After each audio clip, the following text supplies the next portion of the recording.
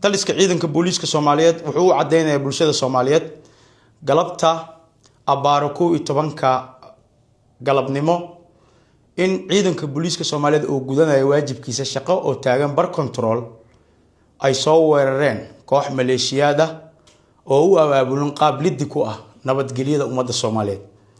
ciidanka booliiska Soomaaliyeed oo gudanayo waajibkiisa ayaa ka jawaabay ficilkii guracnaa ee kooxahaas maleeshiyadka ah u abaabulan qaabka liddi ku ah nabadda ummadda Soomaaliyeed ee ku soo weeraray checkpointiga ciidanka booliiska Soomaaliyeed talaabo sharci waafaqsan looga qaadi lahaa. ciidanka booliiska Soomaaliyeed waa ay ka jawaabeen falkii guracnaa ee maleeshiyadkaas ku soo weerareen goobtaas oo loogu adeegay bulshada ummadda Soomaaliyeed amnigeedana laga sugayo. dadkii soo weeraray maleeshiyadka ahaa uma kala soocin ciidanka iyo shacabka ummadda Soomaaliyeed goobtaasi maray.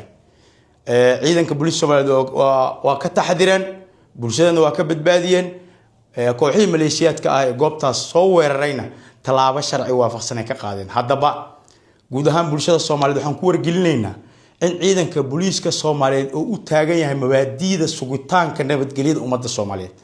cid kasta oo liddi ku ah nabadgelyada ummadda Soomaaliyeed ciidanka booliiska Soomaaliyeed talaabo sharci waafaqsan ay ka qaadi doonaan. ciidanka booliiska Soomaaliyeed ummadda Soomaaliyeed wakiil uguma aha ilaalinta cudurrada faafa ee waxay wakiil ugu yihiin ay u jiraan oo ay daljir ugu yihiin ilaalinta nabadgelyada ummadda Soomaaliyeed.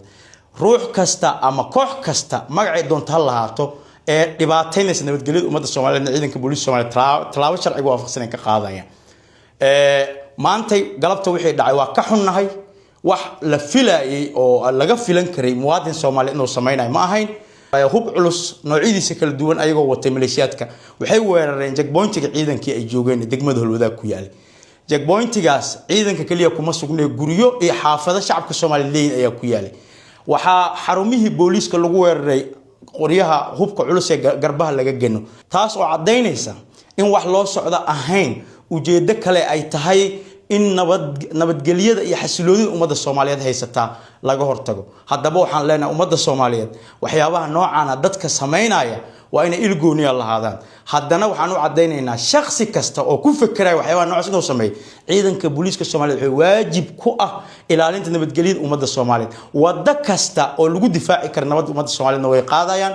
talaabo kasta oo suuro gelin karta in ummadda Soomaaliyeed nabad ku noolaato way sameynayaan. wabillahi tawfiiq.